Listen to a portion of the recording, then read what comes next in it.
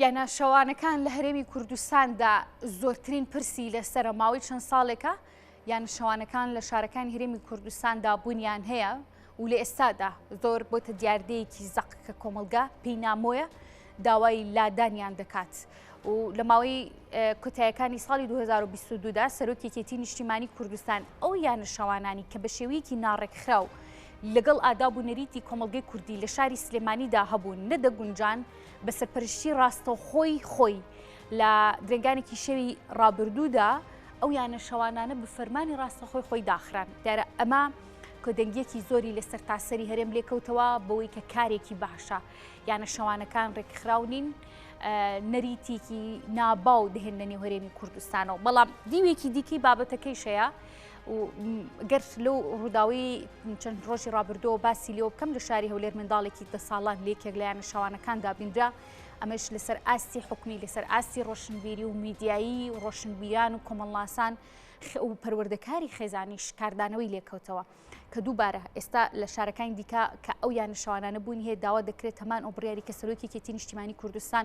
جێبەجێ کرد لە شاری سلێمانی لە شارەکانی دیکەش بە هەمان شێوە بڕیارێکی لەو جۆرە دەربکرێت لەسەر پرسی یانە شەوانەکان و ئەگەر بنیان هەیە پێویستە چۆن ڕێک بخرێنەوە پێویستە چۆن مامەڵە لەگەڵ ئەم دیاردا نوێ بکرێت لە نێو هەرێمی کوردستانە. گفتوگوی زیاتریان بابەتە لەگەڵ بەڕێز محەممەد گۆمەشینی کا بەڕێزیانوک و کۆمەڵناس و ڕاوێژکاری خێزانی میوانمان دەبێت ڕاستەخۆ لە هەولێر و گفتوگوی زیاتر دەکەین. کاک محەممەد زۆر سپاس بۆ ئامادەبوونت. یانە شەوانەکان بۆچی ئێستا لە هەرێمی کوردستان بۆتە دیاردەیەکی ناباو و چ شتێکی تێدایە کە لەگەڵ کۆمەڵگەی کوردیدا ناگونجێت. دیارە دەمەوێت لە زاری جەنابتەوە کوڕاوێژکارێکی خێزانی و کۆمەڵناسێک ئەمە زیاتر وەڵامەکەی وەربگریت. زۆر سپاس هێبی خان ئەو کاتەی جەنابەت و بینەرانی کەناڵی کورساتی خۆشەویست. باش پێم خۆشە سەرەتا کە ئەمڕۆ 3 ڕۆژ بەسەر یادی کەناڵی ئازیزی کورسات تێپەڕیوە پیرۆزبایی لە جەنابەت لە بەڕێوەبەر لە ستاف و لە تەواوی کارمەندانی کەناڵی کورسات بکەم ئەو کەناڵی کە من بەڕاستی پەیامەکەی ڕابردووشم هەر ئەوە بوو کە ئەم کەناڵە کەناڵی خێزانە یەکێکە لەو کەناڵانەی کە لەنە ئەو فەوزایی لە میدیا هەیە دەکرێت تا ئێستا جێ ئومێد بێ بۆ خێزانەکان و بەشێکە لەو کەناڵی کە بەڕاستی خۆی بەدوور خستووە لەم لێژا و فەوزای کە تووشی میدیای کوردی بووە کە جۆرێک لە جۆرەکان خزمەتی با بڵێن دابوونەریت و کللتور و مێژووی جوانی هوەری کوردی سیاسی کوردی اقتصادی کوردی یاوە هەموو ئەوەی کە پەیوەستە بە پێکەوە ژیان لە هەرێمی کوردستان ئەم بابەتان کە هیوادارم ساڵی داهاتووی کەناڵی کورسات برەودانبی زیاتر بە بابەتی جوانتر بە هەموو ئەو بابەتانەی کە وەکو ئەم بابەتی ئەمڕۆ پێی بۆ دەبن و قسەی لەسە دەکەن. بابەتیانە شەوانەکان دیارە ئێمە گرنگە کە لەسەر ئەم بابەتە قسەیەکی جددی بکەینەویش ئەوەیە هەر بابەتێک کە لە ڕێگە ڕاستەکەی خۆی یا با بڵێن لە چوارچێوە دیاریکرا و منتقەکەی خۆی لایدا یان ئەوەی زۆر جار لە ناو خەڵک پێدەگوترێ هەر شتێک فوی زیاتر تێکرا ئەمە بە دڵنیاییەوە قسەی لەسەر دەکرێت و دەبێتە بابەتێک بە ئاراسی تەقینەوە. ئەم بابەتە یان چ بابەتی یانەکانی شەوانەیە بابەتی دیکەیە کە لێرە و لەوێ زۆر جار سیر دەکەین ماوەیەک بێدەنجی لێ دەکرێت یا قسەی لەسەر ناکرێ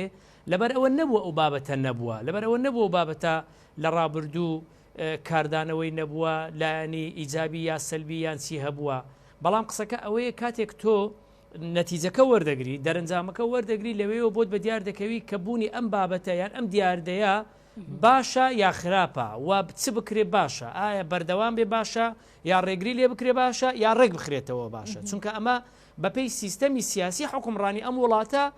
دیاردە کۆمەڵایەتەکان ڕێک دەخرێن. یعنی جەنابتان دەزانن ئەگە سیستەمی حکومڕانی لە وڵاتێک سیستەمێکی ئیسلامی بوو ئەمە کۆی یاسا و ئەو بابەتانی هەیە لەم وڵاتە بەپێی دەستوری ئیسلامی ڕێک دەخرێت. ئەگە سیستەمەکە سیستەمەکی ئەلمانی بوو ئەمە بەپێی سیستەمی ئەم وڵاتە ئەگە سیستەمەکە هەر جۆرێک و یعنی باڵێن بۆیە ئەوەی کە ئێستا لە هەرێمی کوردستانیش دەگوزەرێ هەمووی یاساکان و سیستەمی حکومڕانی لە وڵاتان سەرچاوی سەرچیان بۆ ڕێخستنەوەی حکومڕانی بۆ داڕشتنی دەستورەکان بۆ دەرکردنی ڕێساویان ڕێنماییەکان پشت دەبەستێت بە یەکەم دابوونەریتی کۆمەلگا دابوونەریتی ئەم کۆمەلگەیە مێژووی ئەم کۆمەلگەیە کللتوری ئەم کۆمەلگەیە لەو وڵاتە بە یەکێک لە سەرچاوە سەرەکیەکانی داڕشتنی دەستور لەلایەن مشەریع لەلایەن دانەرانی داڕێژەرانی دەستوری ئەم وڵاتە ئەم شوێنە دادەندرێت ئەو یاسا و ڕێنمایانەی دەریژەکرێن لەم وڵاتە بە هیچ جۆرێک نابێ پێچەوانی ئەم دەستورە بێن کە لەم وڵاتە هەیە و نابێ پێچەوانی دابوو نەریتەکانی دابوو نەریتە کارپێکراوەکان یا دابوو نەریتە ڕێگە پێدراوەکان نەک ئەو دابوو نەریتانی کە زۆر جار یعنی با بڵێن کەڤەر کراون یا داپۆشراون بەشتی نەگونجاو ناوی لێنرایە دابوو نەریت نا ئەوانە دابوو نەریتە جوان و بەها کۆمەڵایەتە جوانەکانی ئەم کۆمەڵگەیە کۆمەڵگەی کوردستانی تەنها تعبیر نییە لە کورد ئەمە دەزانین هەرێمی کوردستان هەم بە پێی دەستوری عێراق هەم بە پێی با بڵێن واقعی هەرێمی کوردستان پێکاتی ئاینی نەتەوەیی کۆمەڵگەی جیاوازی تێدایە هەرێمی کوردستان تعبیرە لە وڵاتی پێکەوە ژیان لە فرە ڕەنجی چۆن باغ و بیستان و ژینگەی هەرێمی کوردستان و چیاکانی هەرێمی کوردستان ڕەنگا و ڕەنگە ئاواش هەرێمی کوردستان ڕەنگا و ڕەنگە بۆیە ئەمەی کە دەگوزەرێ لە یانە شاوانەکان ئەم بابەتە گەیشتە قۆناغێک کە ئیدی خەڵک لی بێزار بوو گەیشتە ئەوەی کە خەریک بوو لەو شوێنانەی کە وەکو یانەی شەوانە دیاری کراو بووە بۆ نمونە لە ژێر چاودێری دام و دەستگا تایبەتمەندەکان بووە گەیشتە ناوچە گەشتیاریەکان گەیشتە ناو کۆڵانەکان گەیشتە ناو بازارە گشتیەکان یانە شەوانەکان بە دیاریکراوی گەر بەس لە ئەمە جێ پرسیارە ئەمە جێ پرسیارە بابەتی چاودێری یعنی پرسیارەکە ئەوەیە ئەمان یعنی لایانی پەیوەندیدار ئەمەی کە بۆ نمونە ئەگەر قایم قامیەتە ئەگەر دەستەی گەشت و گوزارە ئەگەر وەزارەتێکە ئەگەر شوێنێکە بابەتی چاودێریکردن و بەرپرسیارەتی چاودێریکردنی ئەم شوێنانە چۆن پێناسەکراوە لە یاساکە چۆن پێناسەکراوە لە ڕێنمایەکە چۆن پێناسەکراوە ئایا تەنها ئەوەیە کە ئەوان بۆ نمونە شوێنێک کەسێک دەوڵەمەندێک هوتێلێک بزنزمانێک داوای مۆڵەتێک دەکا بۆ کردنەوەی یانەیەکی شەوانە و کاغەزێکی ئاوە پێشکەش دەکا و ئیتر ڕەزامەندی پێدەدەن هەندێک ئیجراعاتی ڕۆتینی هەیە بەرامبەری دەکەن ئیتر دوای ئەوەی شوێنەکە کراوە چێ دەچیتە ئەم شوێنە چی تێدا بەکاردێ چێ لەوێ میێوانە کارمەندەکانی چێنا ئەمە بۆ نمونە چۆن ڕێک دەخرێت بابەتی یانش کاک محەممەد بە دوواداچوونەکانی جەنابتان وەکو کۆمەڵ ناسێک وەکو ڕاوێژکارێکی خێزانی لە نێو کۆمەڵگەدا لەوانەیە ئێوەمانان زیاتر لە کەسانی دیکە هاوڵاتی دیکەی نێو کۆمەڵگە بە دوواداچوون بۆ کەیسە جیاوازەکان بکەن دیاردە جیاوازەکان بکەن و زانیاری ورد بزانن ئەم یانە شەوانانەی لە هەرێمی کوردستان بە دیاریکاری لە شاری هەولێردا هەن لەلایەن کێوە بەڕێوە دەبرێن ئایا خەڵکی ناوخۆی هەرێمی کوردستانن ئەو کەسانی کە کاری تێدا دەکەن کێن ئەو کەسانی کە سەردانی دەکەن گەشتیارن ناوخۆی هەرێمی کوردستانن یان ئەو کەسانن کە وەکو پەنابەر لە نێو هەرێمی کوردستانە ماونێتەوە ناوڕاست و باشووری عێراق دەزانی هەرێمی کوردستان بۆتە لانکەی بەشێک لە گەشتیارانیش و پەنابەرانیش لە هەرێمی کوردستان داژین هێوی خان لە ڕابردوو کاتێک تۆ دەتگوت چایخانە یا دەتگوت ئەمە کافەیە یا دەتگوت ئەمە یانەی شەوانەیە یا دەتگوت ئەمە هۆتێلە یا دەتگوت ئەمە بابەتی فلانە هەمووی هەر شوێنە و دیار بوو یعنی ئەو خەڵکانەی حەزیان لە چایخانە بوو دەچون چایخان دەچون چایەکیان دەخواردو ئەوەی دەچوە قاوەخانە ئەوەی دەچوە کافتریا ئەوەی دەچوە یانە شەوانەکان باشتر بڵێم ئەهلی هەر یەک لەم شوێنانە دیار بوو یعنی ئالی هەر یەک لەم شوێنانە هیچی حەقی بەسەر هیچەوە نەبوو و لەوانەیە ژمارەی ئەو خەڵکانی دەچون هەر یەک لەم شوێنانە با بڵێم یعنی تەنها لە ڕووی پێکاتی کۆمەڵایەتیەوە ئەگەر جیاوازیان هەبی ئەگەر نا زۆر با بڵێن لە نێوان دووکانە زۆر بە منطقی یعنی خەڵک زۆر بە شێوەیەکی جیاواز دەچۆم شوێنانە کەس حەقی بەسەر هیچەوە نەبوو کێشە کۆمەڵایەتی دروست نەبوو بەو شێوەیە با بڵێن دیاردەینامە دروست نەبوو لەبەرەوەی هۆکار زۆر بوو کە بەشێکی لەم پرسیارانەی تۆدا بوو ئەویش چ بوو یەکەم کارمەندەکانی ئەم شوێنانە ڕەنگە بڵێم ڕێژەی 1970 بەسەرەوە خەڵکی ناوخۆی هەرێمی کوردستان بوون کارمەندەکە خاوەنەکە ئەوەی ئیدارە ئەم شوێنەی دەکرد دوو ئەم خەڵکانی دەچوون یعنی هیچ نەبووە هەستیان بە بەرپرسیارەتی دەکرد لەبەرەوەی بەشی زۆری ئەم خەڵکی دەچێت یەکتری دەناسی هێشتا هەرێمی کوردستان ئەم پەیوەندیە و ئەم دەرگەکرانەوەی کە ئێستا هەیەی هەم بەڕووی خەڵکانی بیانی هەم بەڕووی خەڵکانی ناوچەکانی دیکەی عێراق کە بەشێکیان بە واستەی گەشت و گوزار دێن ژمارەیەکیان بەهۆی ئاوارەبوونەوە هاتنە هەرێمی کوردستان کە ئەمەش خۆی قسەیەکە یعنی ئەمەی لە هەرێمی کوردستان دەگوزەرێ باوەڕکە هێوی خان لە هیچ شوێن و لە هیچ وڵاتێک ناگوزەرێ و ڕووی نەداوە یعنی نەبووە هاوڵاتیەک خێزانێک ئاوارە بێ بە ئاوارەی و پەناهندەیی بێتە بۆ نمونە شاری هەولێر یا بێتە شاری سلێمانی بە ماوەی 5 ساڵ ئەم هاوڵاتیە دەبێتە خاوەن گازینۆ دەبێتە خاوەن کافتریا دەبێتە خاوەن خانوو، دەبێتە خاوەن ئۆتۆمبیل، دەبێتە خاوەن بزنس، بەڵام هاوڵاتیەکی ڕاستەقینەی هەولێر سلێمانی دهۆک هەڵەبجا لەو ڕۆژەوەی ئەم ئاوارەیە هاتووە تا ئەمڕۆ هەر کرێچیە هەم دانەمەزرایە کوڕەکە هەر بێ ئیش و بێکارە کچەکەی هەر بێ ئیش و بێکارە ناتوانێت کارێک بدۆزێتەوە لەبەرەوەی یەکەم هەموو کارێک ناکە دووەم ئەو نرخانەی بۆ کرێکارێکی بیانی دەگونجێ کرێکارێکی ئاوارە بە $300 بە $200 ئامادەیە کار بکە ئامادەیە لە 8 کاتژمێر 10 کاتژمێر 12 کاتژمێر کار بکە ئەم پارەیە بۆ هاوڵاتیەکی ناوخۆی هەرێمی کوردستان بۆ کچ و کوڕێکی دەرچووی زانکۆی هەرێمی کوردستان بەشی هیچ ناکە بەشی هاتوچووی ناکە بۆیە ئەمە وای کردووە ئەمانە کاریگەریان لەسەر دەستی کار کردووە ئەم ناتەنزیمەی کە ئێستا هەیە لە بابەتی بە ناوی دەرگاکرانەوە و ئازادی لە کارکردن و هەرچی بێکار دەکا ئەمە وای کردووە هەلی کار بۆ گەنجی ناوەخۆ نەڕەخسێ ئەم پارەیە بەشی گەنجێک ناکەوەکو باسم کرد جا ئەمە جگەلەوەی تۆ سیرکە سەردانێکی ئەم یانانە بکە یان ئەو خەڵکانەی کە ئاشنان و شارەزایان هەیە ئەمە پرسیارمان لێ کردوونە بۆ نمونە یعنی ژمارەیەک ئافرەت بۆ نمونە بەکاردەهێنرێن لەم یانانە هیچی خەڵکی ئەم شارە نییە هیچی خەڵکی ئەم شاری دیکە نییە ئەم ئافرەتانە ئافرەتی وڵاتانی دەوروبەرن بەشێکیان و بەشێکیان بەشێک لە پارێزگاکانی دیکەی ناوەڕاست و خواروی عراقن یعنی ئەمانە یعنی بۆ ئەوەی بینەر کە ئێستا سێری ئەم بەرنامە دەکات چونکە خەڵکێکی جیاواز سێری بەرنامەکە دەکا خەڵکێک پێی وایە بۆ نمونە یعنی ئەمە جەنابیش لە بەسەرەتای بەرنامەکەت ئاماژەت پێ کرد لە کۆتایی ساڵی ڕابردوو بەڕێز کاک باڤڵ تاڵەبانی هەڵمەتێکی ڕاگەیاند بۆ داخستنی یانەکان لە شوێنێک لە سەرچنار لە شاری سلێمانی من سێری کاردانەوەکانم دەکرد هەموو ئەو هاوڵاتیانەی کە پابندن بە دابوونەریت و کۆمەڵگە و پاراستنی ئاسایشی خێزان ئەمەیان پێ هەنگاوێکی گرنگ بوو خەڵچێک هەبوو بەبێ ئەوەی خوێندنەوە بۆ بابەتەکە بکە یا چاوەڕێ بکە دەرەنجامەکەی چ دەبێ بۆ نمونە نووسیبیان ئەمە سلێمانی دەبێتە ئەفغانستان سلێمانی دەبێتە تۆرابۆرا سلێمانی دەبێتە دەوڵەتی ئیسلامی باشە بۆ ئەم بابەتە والێک بدرێتەوە بەڵام بۆ ئەم بابەتە والێک بدرێتەوە کە جارێت تۆ پەلەتە بزانی چ کراوە دەبڕۆ تۆ سیرکە شوێنێکی گەشتیاری وەکو سەرچنار کە خێزان پێی نەدەکرا بچێ ئافرەت پێی نەدەکرا بچێت چایەکی لێ بخواتەوە ئەم شوێنە جوان و گەشتیاریە ئێستا خێزانەکان یعنی ئەوەی ناوی لێنراوە ئاشبوونەوە بە خەڵکی سلێمانی بڕۆ ئێستا ئەم شوێنە یعنی من بۆ خۆم 10 ساڵە شاری هەولێریش بەدی دەکرێت بینیمان لە ماوەی چەند ڕۆژی ڕابردوودا منداڵێک لە شەوانەکانی هەولێردا یعنی مامەڵەکردنی دایکان و باوکان بەرامبەر دیاردەیەکی لەم جۆرە حاڵەتێکی لەم جۆرە پێویستە چۆن بێ لەگەڵ منداڵەکانیانە ینی منداڵ لە تەنانەت لە تەواوی جیهانیشدا کە دنیایەکی کراوەیان هەیە منداڵ نابرێتە هەموو شوێنێک نەکا شوێنێکی وەها تەنانەت شاری یاریەکان لەوانەیە لە کاتی دیاریکراوە ببرێن من شتێکت پێ بڵم یعنی بۆ نمونە من شارەزای دهۆک نیم بەڵام لە سلێمانی هەولێر بۆ نمونە یعنی ئەمە بۆ نمونە لە هەولێر شوێن هەیە واللهی من بۆ نمونە پێم عیبە بە ئۆتۆمبیلەکەشم بێدا بڕۆم یعنی خەڵکی هەولێر خەڵکی ڕەسەنی هەولێر بۆ نمونە بە ئۆتۆمبیلەکەی لەم شوێنە ببیندرێ ئەوەی کە لە کوردی دەڵێن هێڵەکی سووری بە ژێرناوەکەیدا دەهێنرێ یعنی ئەمە کارەساتە خۆ ئەم شوێنانە بۆ وای لێبێ گەڕەکێکی گەورە بۆ نمونە شوێنێکی دیاری شار لە سلێمانی یا لە هەولێر یا لە شارێکی دیکە وای لێبێ خەڵک نەتوانی بچێ یعنی مەحروم بێ لە بینین ئەمە جگە لەوەی تۆ هەر کفرە ئافرەت و خێزان و دایکت و کەسوکار و عائلە دوبێ ئەم شوێنانە ئەم شوێنانە یعنی پێشتر وانە بوو پێشتر شوێنەکە داخراو بوو یعنی هاوڵاتێک دەچووە یانەیەک بۆ خۆی لەوێ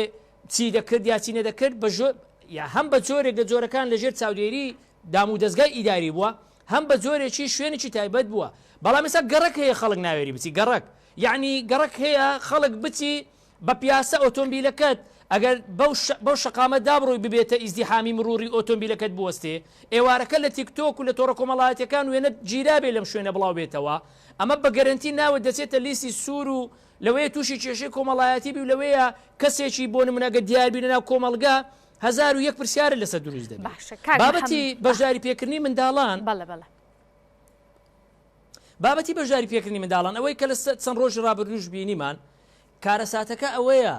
منداڵ بەپێی ڕێککەوتنامەی مافەکانی منداڵانی سەر بە نەتەوەیە گرتوەکان و بەپێی یاسا بەرکارەکانی هەرێمی کوردستان منداڵ پێناسەیەکی پاک و جوانی هەیە منداڵ لە خوار 18 ساڵ منداڵ لە خوار 14 ساڵ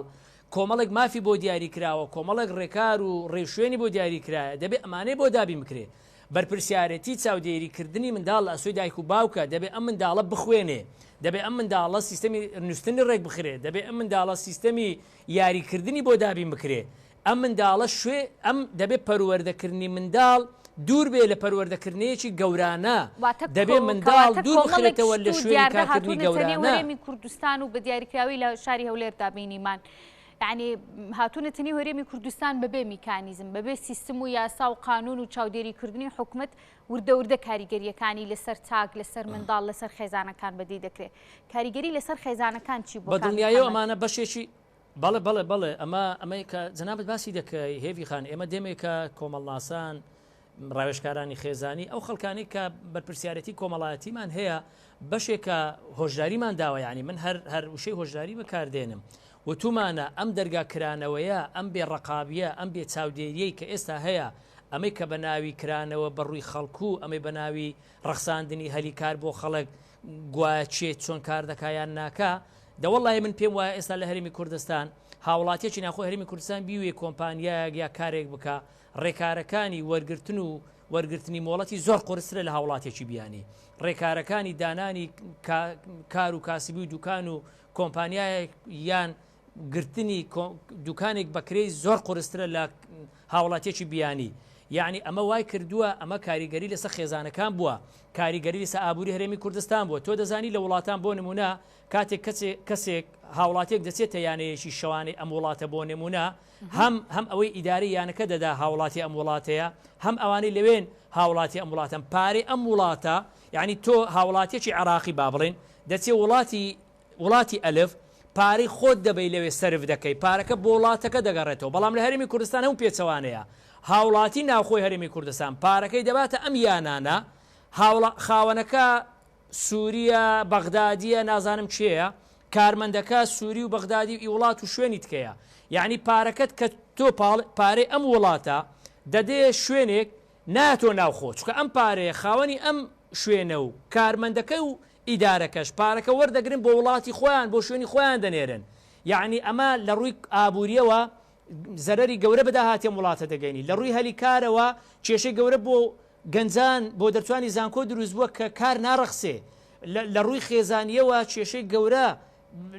لە بابەتی قومارخانەکان و لە بابەتی یانە شەوانەکان و لە بابەتی ئەم فەوزایی کە هەیە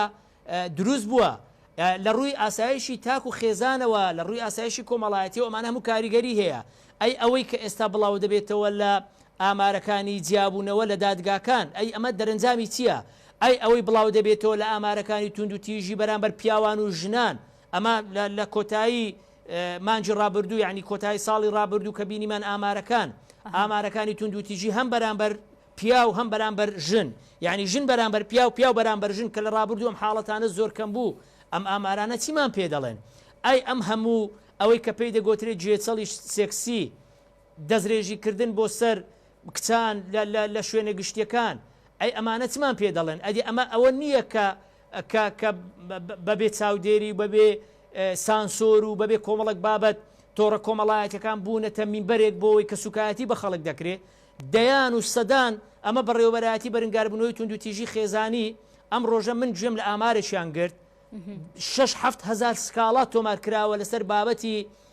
هەڕەشەکردن لە تۆڕی کۆمەڵایەتی سەدان پیا خۆی کردوتە ئافرەت و سوکایەتی بە خەڵک دەکا و دواتر داوای پارە لە خەڵک دەکا سەدان کوڕ نامە بۆ کچان دەنێری و هەڕەشەیان لێ دەکا ئەخر ئەمانە ئەدی ئەمە چۆن دەبێ باشە ئێمە لە کۆمەڵگەیەک لە هەرێمی کوردستان کە ژمارەمان لە 4 ملیۆن بۆ 5 ملیۆنە ئەم هەموو ئاماری جیابوونەوە و تەلاق و بە کێشە کۆمەڵایەتیە ئەگەر دانیشتوانمان وەکو سین و هند و ئەمریکا و وڵاتانی دیکە باە ئێمە بۆ نمونە چۆن کۆنتترۆلمان دەکرد چۆن پارێزگاریمان لە هاوڵاتی خۆمان دەکرد چۆن پارێزگاریمان لە یانەکانی شەوان دەکرد تۆ دەزانی ئەم ئاراستەیە ئەم بابەتە بۆی ئاراستەکەی بە دیوێکی تردا نەڕوە خەڵک پێی وابی ئەمە بە ئاراستەی بە ئیسلامیکردنی کۆمەڵگە و بە کاکەمە جیاوازە ڕێکخستن جیاوازە لەوەی تۆ ئەم کۆمەڵگەیت بە ئەفغانستان دەشتێن یا بە ئەمریکا لە شاری سلێمانی ئەوەی کە خەڵک دەیویست چەند جارێک وەکو سەرۆکی کێتیش باسی لێەوە کرد چەند جارێک هاوڵاتیان گلەی هاوڵاتیانیان پێگەشت بۆ سەبارەت بۆ یانە شەوانانی لەسەر چناردا هەبوو تا هاتە سەرەوەی کە داخرا لەلایەن بە فەرمانی ڕسمی خۆی ئێستا لە شاری هەولێر پێویستە چی بکرێت بۆ ئاساییکردنەوەی ڕۆژی کۆمەلگا بۆ ئەوەی کە خێزانەکان لێگەڵ نەوەشێنەوە پەروەردەکردنی منداڵەکان لەلایەن دایکان و باوکانەوە بە شێوەیەکی گونجاو و تەندروست بێ ئێستا خەڵکی هەولێر و هەولێری و پایتەخت چی پێویستە ڕای ئەوان سەبارەت بەیانە شەوانەکان چییە؟ ئەمە یعنی خۆمان دەزانین پایتەخت تابێتمەندی خۆی هەیە یعنی پایتەخت لەبەرەوەی ژمارەیەکی زۆری خەڵکی بیانی دێ و نوێنەرایەتی وڵاتان و قوسڵگەری وڵاتان لەم پایتەختەیە حکوومەت و پەرلەمان مؤسساتی دەوڵەت لە وڵاتەیە و پایتەختی گەشتیاریە بۆ نمونە هەموو ئەمانە مانای ئەوەی نیە ئێمە پێمان وابێ نابێ شتێکێبی بە ناوی گازینۆ یانی شەوانە و ئەمانە ئێمە وتومانە دەبێت ڕێک بخرێتەوە ئێمە وتومانە بۆ نمونە نابێ کۆڵان و گەڕەچێک هەبێ هێڵی سووری بەژێردا هاتی بێ و هاوڵاتی ئەم شارە نەتوانێت سەردانی بکە خێزان و کسی ئەم شارە نەتوانێت سەردانی بکە ئێمە وتومانە دەبێت ڕێک بخرێ نابێ منداڵ بۆ نمونە سەردانی ئەمە شوێنانە بکە ئێمە وتومانە بۆ نمونە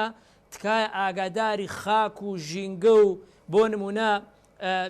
داهاتی ئەم وڵاتە و ئەم پایتەختە بن ناکرێ هەرچی مۆڵە هەرچی یانەی شەوانە هەرچی ئەرزی باشە هەرچی بزنزی باشە هەمووی خاوانەکەی خەڵکی بیانی بی لەم شارە یعنی وای لێبێ ساڵانی داهاتوو خەڵکی ئەم شارە هەمووی دەبێتە بێگانە دەبێت ئێمە هەموو گەنجی ئەم شارە خەڵکی ئەم شارە بچێت داواکاری بە زمانی تورکی و ئینگلیزی عەرەبی پێشکەش بە بەم شوێنانە بکە بۆەوەی کاری دەستکەوێ بۆ نمونە نابێ ئەمە یاسا هەیە لە وڵاتان تۆ لە هەر وڵاتێک من هاوڵاتێکی عراقی مەگە بمەوێ کاری وەبەرهێنان بکەم لە وڵاتێکی بیانی دەوڵەتەکە بۆی دیاری کردومە بەڕێنمایی کە سەتا چەندی بۆ وڵاتەکە دەبێ یا بۆم هەیە تا ئاسی سەتا چەند بۆ نمونە وەبەرهێنان بکەم وە پێویستە کارمەندەکانم ڕێژەی سەتا چەندیان کارمەندی ناوخۆبی سەتا چەندی کارمەندی بیانی بی دەبێ ئەمانە ڕێک بخرێتەوە ناکرێت تۆ بچێ کارگەیەک 50 فەرمانبەری هەبی 40 فەرمانبەری بیانی بی 10 فەرمانبەری ناوخۆبی کارگەیەکی دیکە 10 ئەندازیاری هەبی 8 ئەندازیار یان نەخۆشخانەیەک 10 دکتۆر بەڕێوەی ببە 8 دکتۆر بیانی بی دوی ناوخۆبی نەخێت دەبێ ئەمانە پێچەوانە بکرێنەوە ڕێک بخرێنەوە پایتەخت بی یا سلێمانی بی یا دەهۆک بێ دەبێ مە ڕێک بخرێتەوە دەبێ شوێنی منداڵان دەزانین یاریگای یاریەکانە و شوێنەکانی بەسەربردننی کاتی خۆشە شوێنی خێزان جیاوازە شوێنی ئەوەی کە پێی دەگوترێ یانەکان و گازینۆکان و کافتریاکان لەژێر چاودێری گەشت و گوزار و دەستگای ئەمنی و قایم قامێت بی بۆ ئەوەی میوانەکانیش کە بێن بە ئارامی هەست بکەن کە ئەم شوێنانە گونجاون زۆر باشە بەڕێز محەممەد گۆمەشینی کۆمەڵاس و ڕاوشکاری خێزانی زۆر سپاس بۆ ئامادەبوونیت.